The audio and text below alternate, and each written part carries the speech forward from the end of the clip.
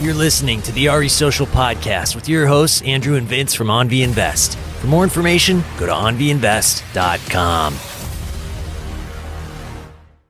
Hey guys, welcome to another episode of RE Social Podcast. Today we have a very special guest, Christina Suter from Pasadena.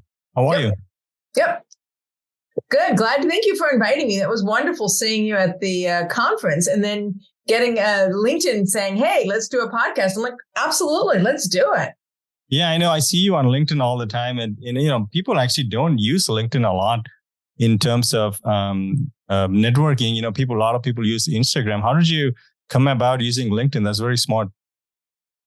I run 2 real estate meetings a month. One is under the FIBI Pasadena brand and one is under a brand called ITI, which Bronson and I and a gentleman named Steve all started together.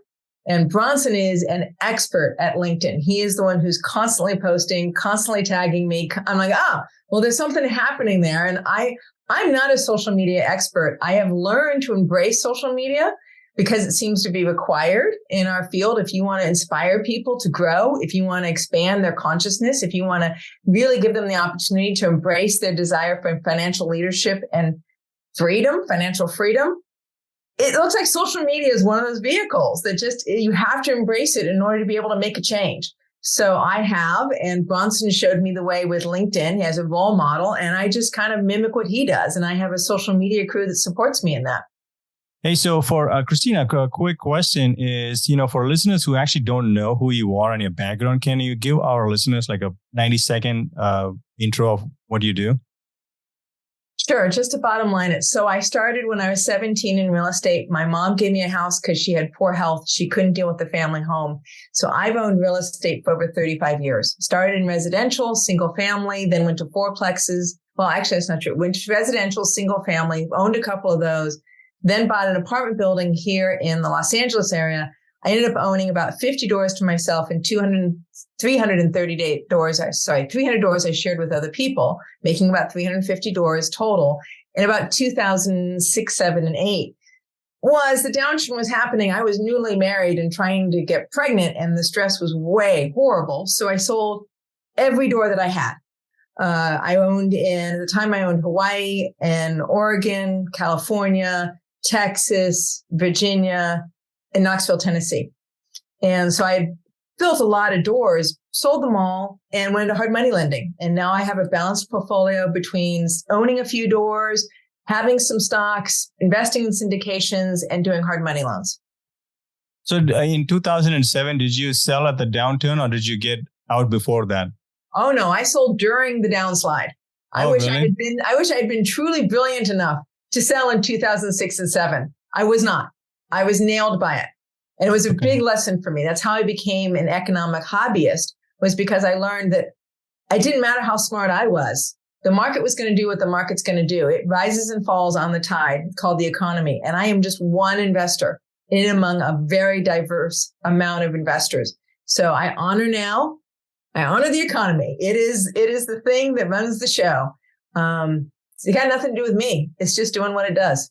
So I wanted to follow up on that. So I know, do you know who Rod Khleif is? Sure, of course. Yeah, of course. So he has a very similar story. He talks about how he lost $50 million, right? So I wanted to follow up on that because, as you know, since we live in California as well, there's a couple of kinds of investors. So the one is the cash flow model and the other is the appreciation model. So for the properties that you had, did it not cash flow for you to hold on to them? So I had a mixture. I was in the process of doing a condo conversion in California, a lot split in Hawaii, value add rehab in Oregon. And then I had some cash flowing doors in Knoxville, Tennessee. I had an apartment building and some fourplexes in Knoxville, Tennessee. And so those were the doors that I owned directly. And I just, honestly, the stress was too much. So I sold all the projects that got stalled. Like my construction loan got pulled on my project in Oregon. I was not able to get past yellow bells that were diving in value. And so I ended up in the end result, I just went, I can't keep any of it.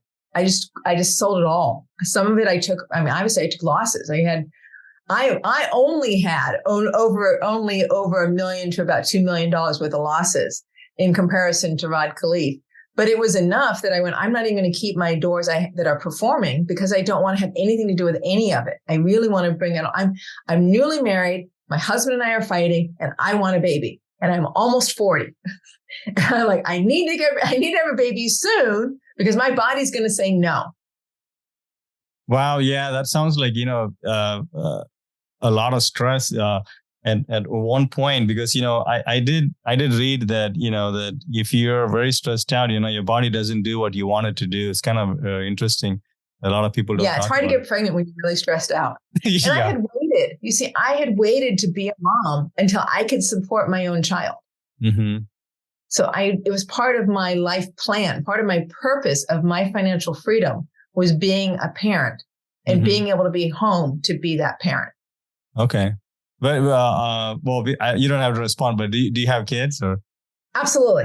Oh, yes. Nice. Well, yes, congratulations. Thank you. We used in vitro, and I have one daughter, and we tried for more, but it wasn't in God's plans to give me more than one, because then none of the other eggs separated properly.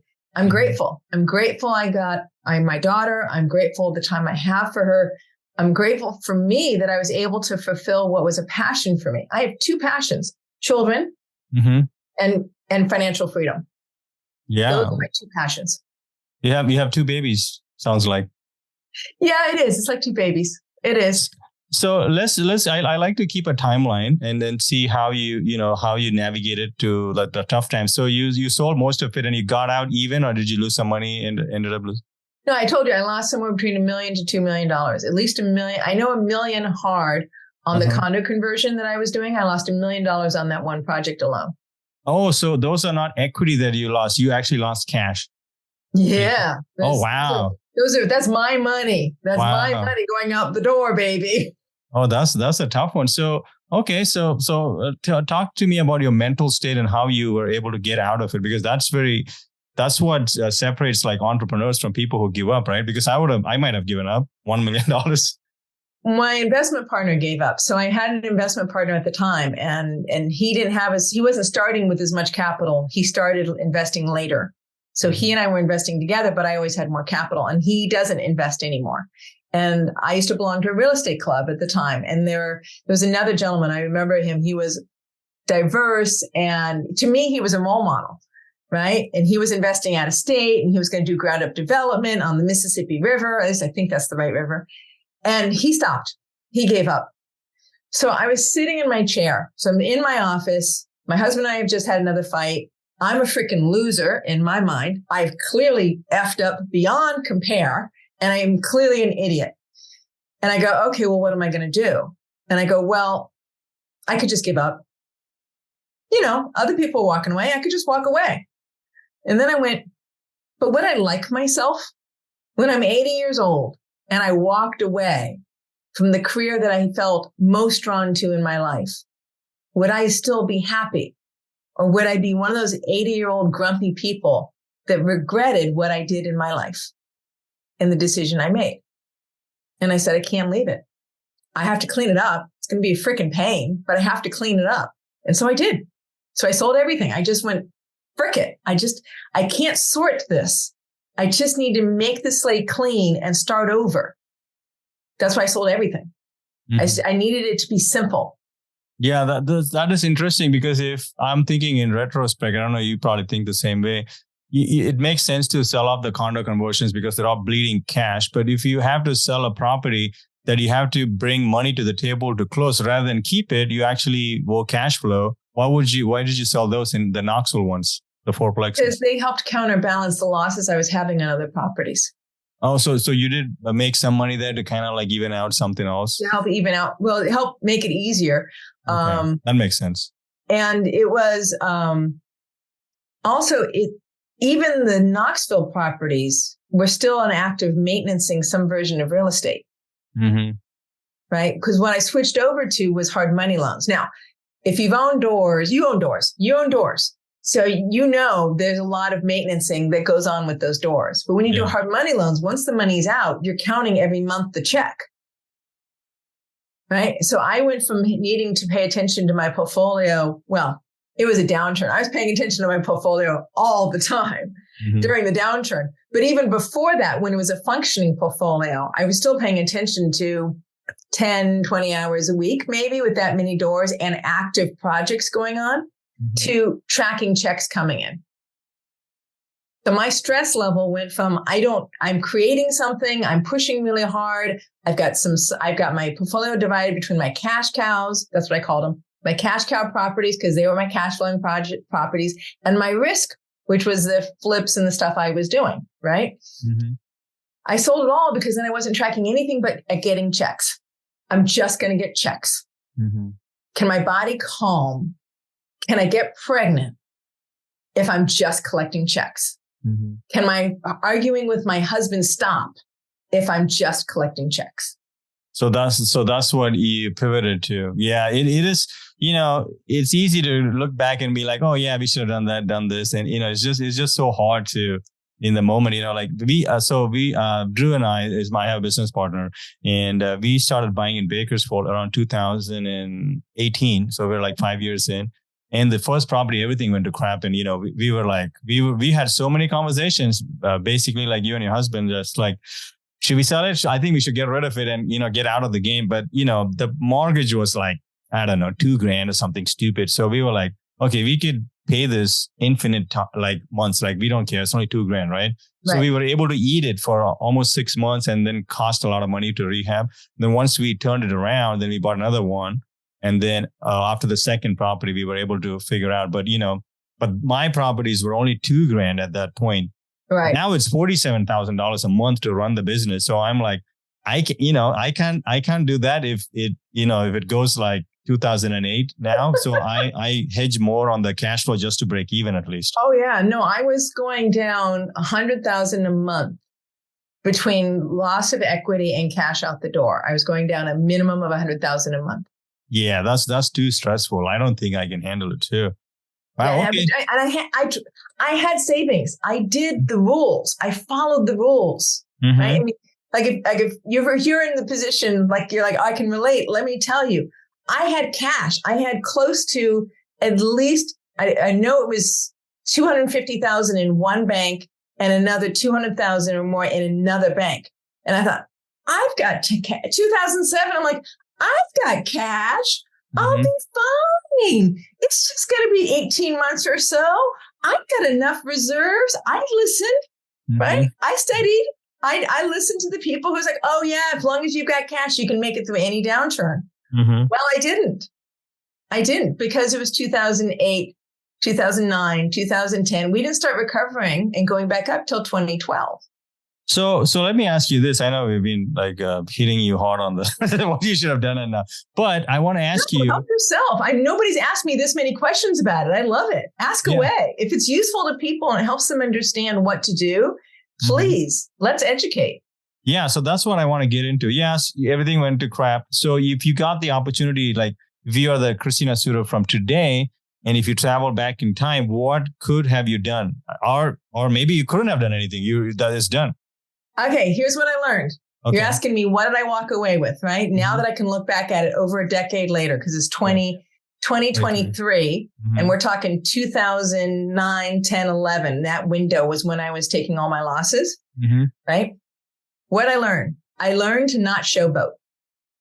What is, showboat is just like, I have so many doors or something? I'm so fancy. I'm not going to get caught. Oh, I know that there's a downtrend coming. Who cares? I'm in the middle of a condo conversion. Sure. I should just keep that going. We'll get it done before the downturn hits because I'm so smart. I'm so smart. Yeah. Aren't I so smart? I'm going to outtime the market.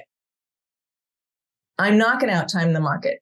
Every time I have lost money, which has been more than once, it's just the 2008 to 2011 was the big, like, oh my gosh. Right? Every time I look back over my investment career. What have I learned? What can I learn? How can I help myself be better? How can I be a better investor? How can I be wiser, more grounded, right? More on target, stay in my lane. It's every time I've tried to be fancy. Every time Christina, have gone, I'm so special. It's not the project unto itself. It's the attitude that I invoke. Mm-hmm. I'm so special. I can flip $3 million houses because I'm so cool. Mm-hmm. I can do a condo conversion I've never done before because I've got so much cash. I'm bulletproof. Well, I'm not bulletproof. I'm not. I'm at the mercy of a much larger market, not just Los Angeles, but the United States. And the doing what I do well and making sure the hatches are like all the parameters are right keeps me from my own egotism.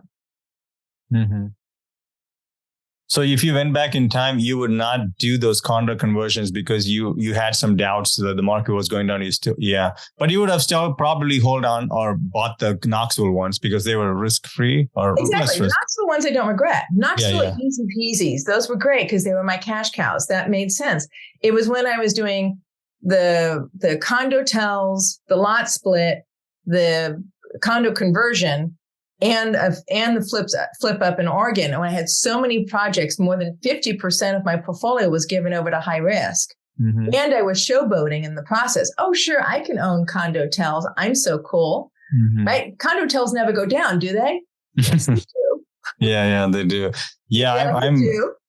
Yeah, even in, I live like very close. I live in Costa Mesa. So, pretty much basically all my properties are here too in California. So, it's very difficult to cash flow, but I got in when the interest rates were low and, I was able to buy up stuff. But now, interest rates are high. So I'm pivoting to more furnished midterm rentals. Mm-hmm. So the cash flow is high enough that even if it's a downturn market crashes by 50%, as long as I have, nurses and people coming in, I can still afford to hold on to them. So let me jump back. I know I'm jumping back and forth. So you would have not done the, showboating stuff and you wouldn't have got the condo. Now the market, it's, the famous last words. To be accurate, I had 3 condo hotels. Mm-hmm. It wasn't like I did one. I did 3. Yeah, that's a lot. Yeah. Right. So it ended up opening me up to when they went from $240,000, which was the most expensive one I own, and it dropped to $14,000. What? That doesn't make sense. Well, it was Hawaii. Uh-huh. And it was 2009, 10, and 11, and nobody wanted to buy in. So at the lowest point was 14,000. That isn't when I sold it. I tracked it after I sold them. It was still 14, but it went all the way down to $14,000. Now, if I hadn't been so scared, mm-hmm. then I would have bought more at $14,000. Mm-hmm. I would have bought more. Yeah, it's probably renting for $14,000 a year easily, right? 100% cash on cash. 100% cash on cash. So it was that I had stretched myself out so far that I wasn't able to do what I thought was the right thing, mm-hmm. which I'm trying to do in this cycle, which is to be prepared. What am I spending this time? I'm spending this time not buying things thinking I'm going to be able to get past the market and the timing of the market. I'm going, yes. Oh, the great market. Oh, yes. Okay. We're going to go down. Okay. So I'm collecting cash and I'm waiting and I'm looking at and making sure all my properties are stable, which they are. They're small little properties. I've got hard money loans, syndications, stocks, which I'm actively and aggressively trimming stocks, right? And a few doors. And I'm looking to be able to go, okay, when am I going to buy in? Because I want more doors. I like my doors. Now I like doors. I do midterm. I do midterm rentals in Indianapolis and I like them a lot. Mm-hmm. Like I've owned, 250, I was partners on 250 doors and I had 30 doors and 18 and 12. And so I've owned smaller units and I've owned larger units. And so I've had long-term renters, but they're no longer my favorite. That C-class workforce housing is no longer my favorite. Yeah, I started there too in Bakersfield and they're not my favorite as well. So I'm moving on to B and A stuff. But let's getting back to you. So you have okay. So if you did the same thing now in today's market, because people are interested in June, July, August of 2023. So what would you recommend people? Should they not buy because the market is sliding down a little bit, or should they just not buy speculative flips and you can still buy strong assets with cash flow? Strong. I've already started looking in Indianapolis so that I have my groundwork available to me. The Fed said, right? Remember I said I now honor the great economy, right? Mm-hmm. So the Fed said that they were going to stop increasing rates, or at least pause, right, in May. Now they've just flown across like 3 or 4 days ago on Thursday. They said, you know what? We're not slowing down as much as we thought. We're going to probably increase in July and September. Mm-hmm. So I'm doing a math game. I've looked at the charts. I've looked at the history of the Fed increasing rates. Kathy Fedke's the one who got me tied into that, right? Every time the Fed increases interest rates, 11 out of the past 13 times the Fed has increased interest rates, we have headed into a recession. Mm-hmm. So it's kind of like the yield curve. It's kind of a given. Yeah. What I've done is I've looked at the height of each one of those rate increases and how long before the real estate market, the national real estate market, showed its bottom. Mm-hmm. And that was 12 to 18 months after the height of the rate. Mm-hmm. Just laid 2 graphs over each other. Not fancy. Anybody can do it. I'm smart. I am smart. I'm not saying I'm not, but I'm not like a fancy economist. Yeah. Right. So you lay them over each other, and what you get is that the last 2 times the Fed has held the rate for about 6 months and then lowered it, versus in the 80s where they ping-ponged it, right? Mm-hmm. And it's anywhere from 12 months to 18 months after the end of the height that we see the low point in real estate. So I'm calculating, okay, so if they're not done and now they're increasing in July and September, I've now moved my investment timeline out another 12 months. So I'm sure you got a hold of Jason Wong at Limitless too. I was bugging him. Yeah, so he was saying the same thing. You know, great presentation too. So for people who don't know, he used to be the guy who was printing trillions of dollars and buying bonds for the Fed. But interesting enough, he did mention, like you said, there is opportunity or possibility that they will do 2 more hikes, which will be a 1/4 point each. So you could add a 12-month on top of September, if you wanted. Now, exactly. Shout out to Kathy Fedke too. She's the OG. That's how I learned all this stuff. And I started liquidating assets last year on the height of the market. So otherwise I wouldn't have known. But so for people who are listening, now, are you suggesting that, because I am still buying, I'm buying in more red states now. I'm buying in Tennessee. I'm closing on one on Friday, but I still want to buy. And I am now hedging the next 2 years. The rates are going to go down. So I am like, I'm getting paid to do loans now. I'm getting credit instead of buying down the points, because I feel like the rates will come down because they can't keep this up. So if there's a recession, the rates always follow inflation and recession. So they're going to go down. So, there's like a 2-year payout, for the points and all those things. So are you saying people to wait 12 months or should we keep looking? Have you thought about investing in real estate and taking advantage of all of those benefits without any of the work? That is something that OnV Invest not only provides, but has been providing since its inception. With friends and family, we have built an empire in a system of a wealth generating tool that is giving us and our friends and family that leverage in their life to create true wealth. Go to onvinvest.com for more to see if you qualify. And thanks for listening. So are you saying people to wait 12 months or should we keep looking? If it's financially strong and it hits your target. So I've already started looking in Indianapolis, right? And I've already identified I want to buy in at 100 to 130 a door, right, is what I want to buy in at for the 2-bedroom, 1-bath. I'm willing to pay more for the 4 bedrooms, 2 baths because I'm doing the short-term rentals, right? Yeah, nice. So I have my bracket. And so this is what I need to have it cash flow at a number I'm happy with at the end of the day. And as soon as Indianapolis hits that number, right, I'm like, yeah, I'm going to buy in because I don't care. Just like you said, I don't care about the interest rate. What I care about is the buy-in number and my capacity to hit cash flow, because my cash flow will only get better when I can refinance in 3 years, because the Fed has to lower rates. They have to increase rates to create the recession. And then in order to counterbalance the recession, they will lower rates. How low, I don't know, but they will lower rates. That is the way it has gone for 11 cycles, all 11 cycles. Yeah. So if you look at that, that seems pretty straightforward. Like I can kind of count on them to do that again. The rates go up, you can count on them going down. And what kind of neighborhoods are you looking at in Indiana? Because you're looking at way below median house prices, which means you're very, very recession proofed. Because how much lower is it going to go? It's not going to go to 14,000. There's no chance. Yeah, no, that's only the condo tells. Yeah, I know.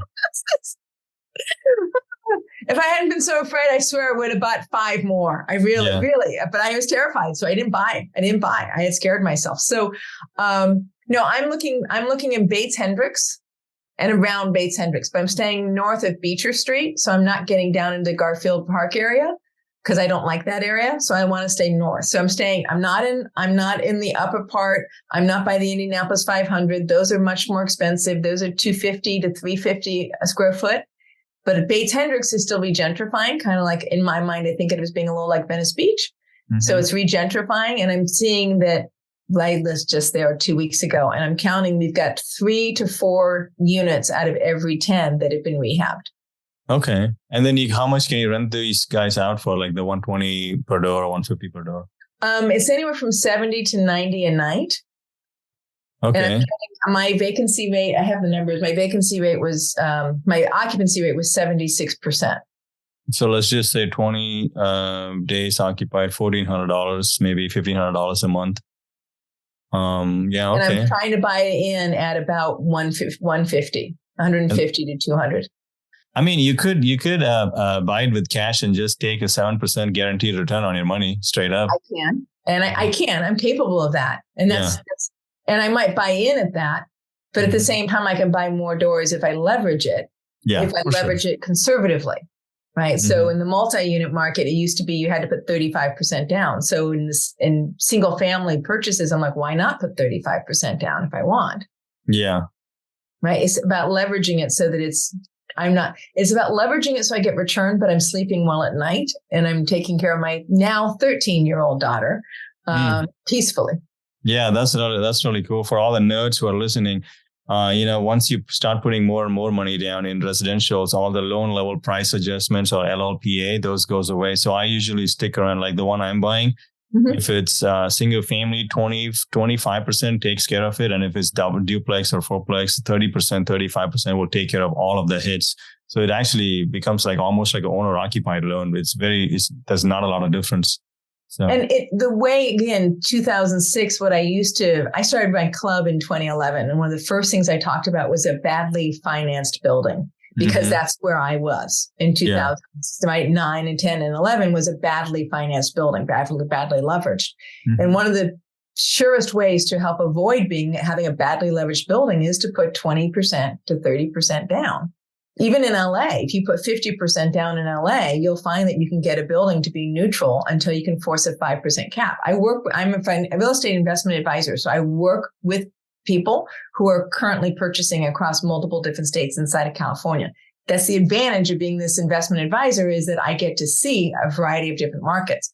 And what my people who are purchasing in LA that I'm working with are putting 50% down so they can get a cash flow neutral, slightly cash flow positive, to then rehab it, to then get to a true 5 cap.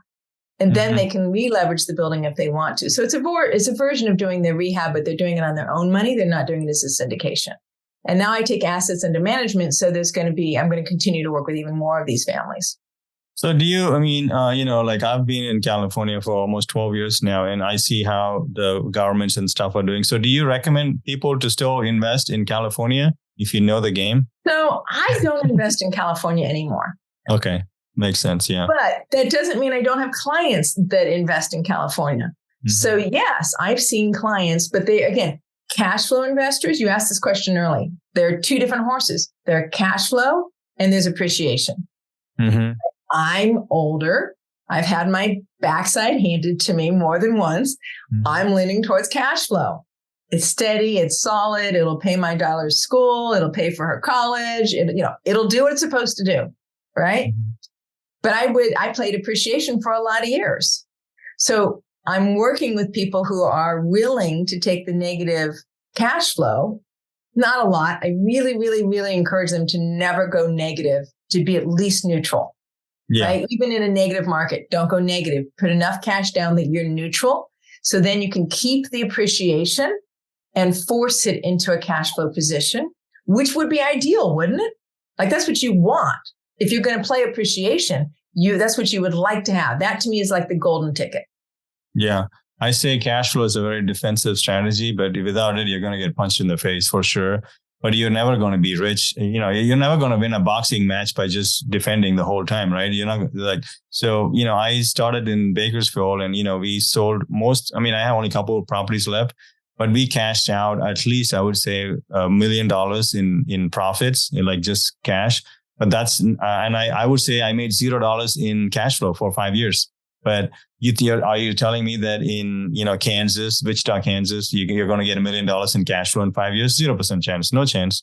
I owned in Knoxville. Yeah. I owned in California. So I've owned, like you, I've owned in both markets. Yeah. Right? The problem with the Knoxville market and the small units there is that you get one air conditioner blowing out on you and you lose 3 to 5 months worth of quote net income. Yeah. In California, because the rents are higher, the payment's higher, the cost is higher, but the dollar number is higher. That same air conditioning unit here is only going to be 2 months. Yeah. Right. So I agree with you. That's very interesting. Why I tried to be so diversified before. I had doors and I had risky projects in order to do what you're talking about. That's why I went back to what's my lesson. My lesson wasn't that I was so much badly diversified, that is cash flow versus risk. I should have no risk. No, it's that my risk should have been smaller and my ego should have been out of the way. Yeah.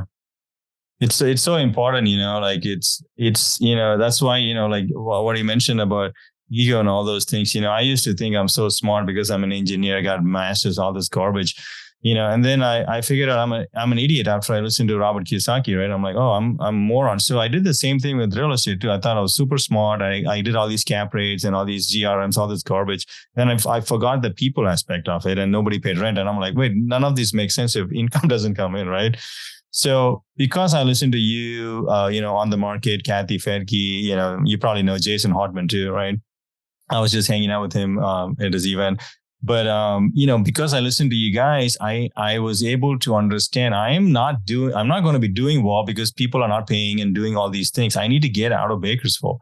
So I started cashing them out and I made a lot of money in equity. But if I held on to it, I will be in a trickier position today because, you know, people are not paying rents. I'm just saying, oh yeah, equity is there. Yeah, I could probably still sell it now and still get out.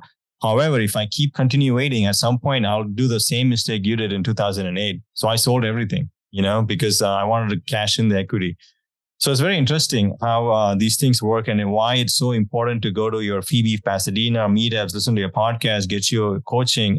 You know, you have to leverage other people to download the knowledge you have. Like, there's no way I'm going to know what you know unless, you know, I spend time with you, right? I have a real estate investment advisor that I work with for myself to get a second head inside of my portfolio.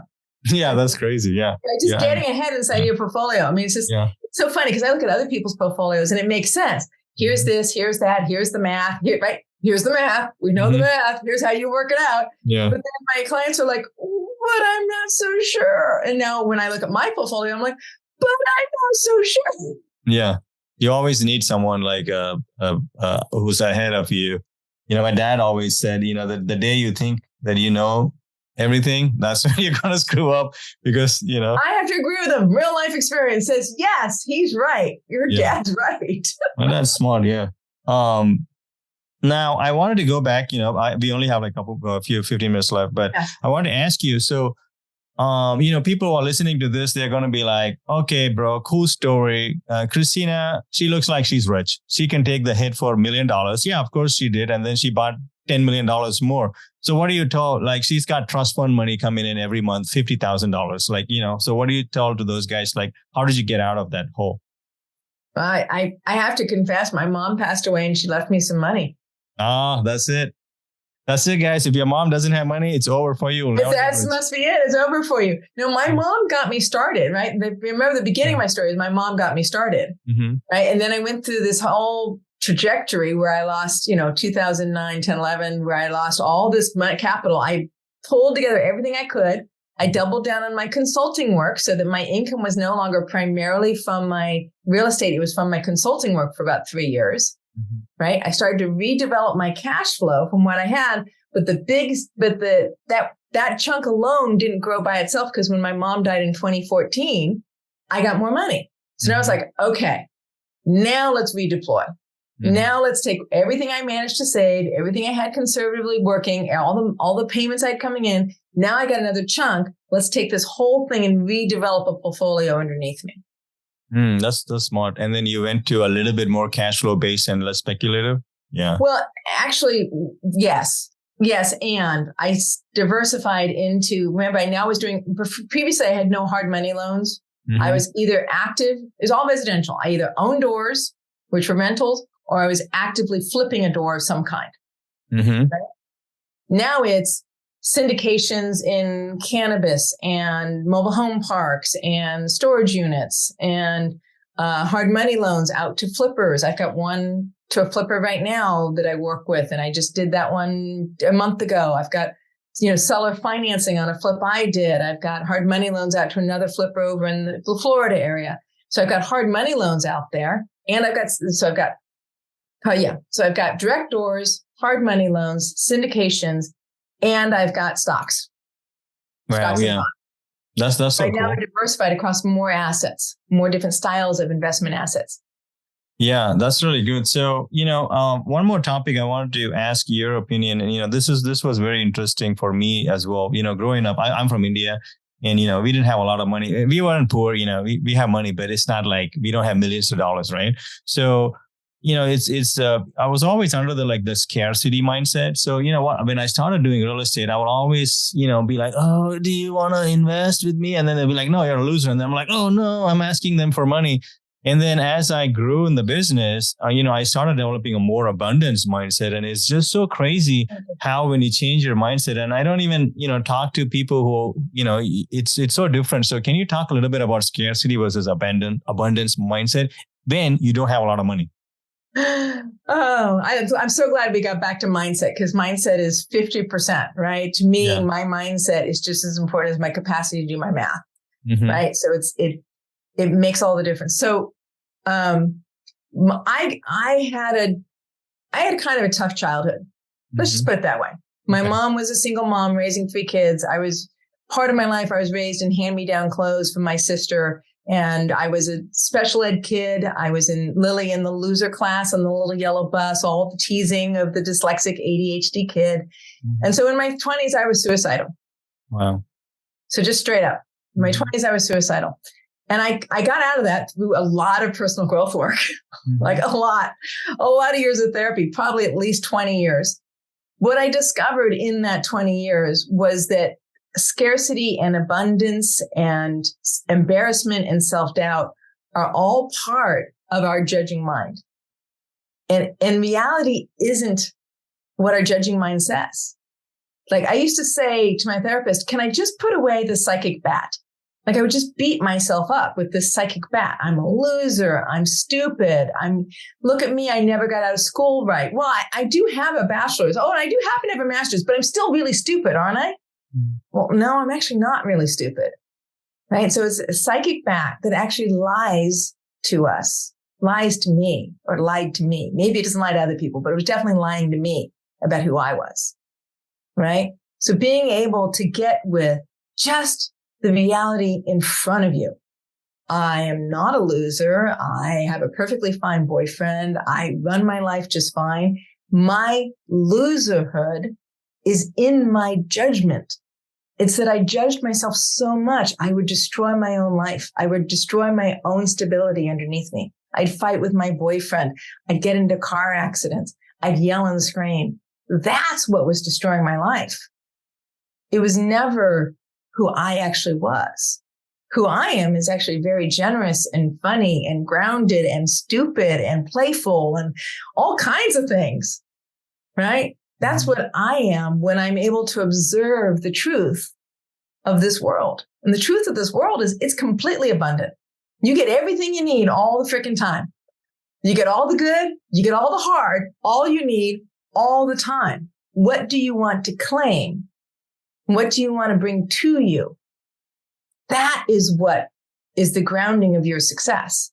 Then money shows up. Then good partnerships show up. Then good buildings show up. Then trust shows up.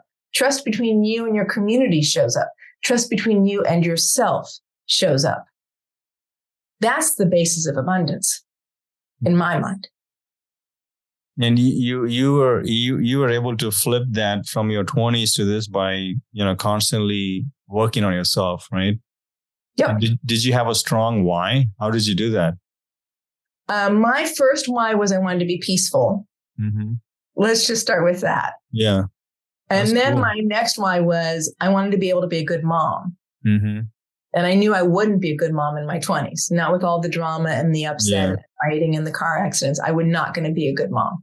Yeah. Part of my why was being a mom. So you asked me why I sold everything in 2011, 29, 10, and 11. And my stress level was I finally had the opportunity to be a mom. I didn't want to frick that up. Yeah. This was it.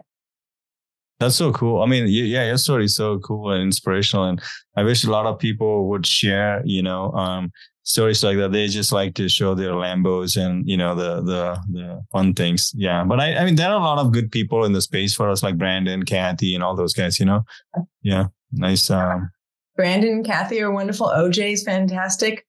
He's a new one for me. I may have said his name wrong, but there are more, Bad Khalif. There are more and more of us that are finally. I think AJ, right? AJ Osborne. AJ Osborne. Yeah. That's it. Storage AJ Osborne. I just met him and his wife. Oh my God, I love them. Yeah, they're cool. There are people out there now in our field. When I started 30 years ago, this wasn't so much the case, but now it's like, I'm like, Kathy, we need to tell people our stories. We need to tell people the truth. They need to know that this is about the capacity to ground oneself in one's being. So you can run this marathon, not hating yourself, not thinking it's always going to go up, not thinking it's always going to go down. It breathes in and it breathes out. We don't get mad when we breathe in and breathe out. Why are we mad when the economy breathes in and breathes out? Yeah. Right. So let's get into the truth of it's about who you choose to be and how you choose to be and the changes on this planet you choose to help steward forward that are the most satisfying. And by the way, the vehicle we're using is called real estate. And Kathy's doing that. I'm doing that. Rod Khalif is doing that. Brandon's doing that. Ken McElroy is doing that. There's a whole series of us that are clearly doing that. The real estate guys are doing that. Not everybody's declaring it. But if you hang out at their events, they're doing it. I love the real estate guys. I met them too at the dance floor. We missed you at the dance floor. I stole Kathy for like a swing dance. Oh, you swing dance? Oh, yeah. What kind? I do East Coast swing, Lindy Hop. I do East Coast and West Coast. I did years and years of West Coast, but I remember my East Coast. I can East Coast anytime, baby. Oh, man, we should do it. There's a whole video on my Instagram with just me and Kathy dancing for like the whole time. Yeah. She said she didn't know and she was like really good. I'm like, well, you're scamming the people. She's athletic. Yeah, she's a very good follow. Yeah. Hey, Christina, thank you so much for coming on the show. We will make sure to tag you and stuff. But do you have how can people get in touch with you? Do you have meetups? What's going on? So I have 2 meetups a month. There's at FIBI Pasadena, which you can find on Instagram and Facebook and on meetup.com. There's ITI, Investor to Investor, the sister club to FIBI Pasadena. You can find those on the same platforms. You can find me at ChristinaSuter.com. There's also the Real Christina, which is a lot of my Instagram and Twitter platforms are the Real Christina Suter. I now have assets under management, so I'm opening a small family office to be able to use my experience to help other families grow their net worth and help them fulfill their sense of purpose.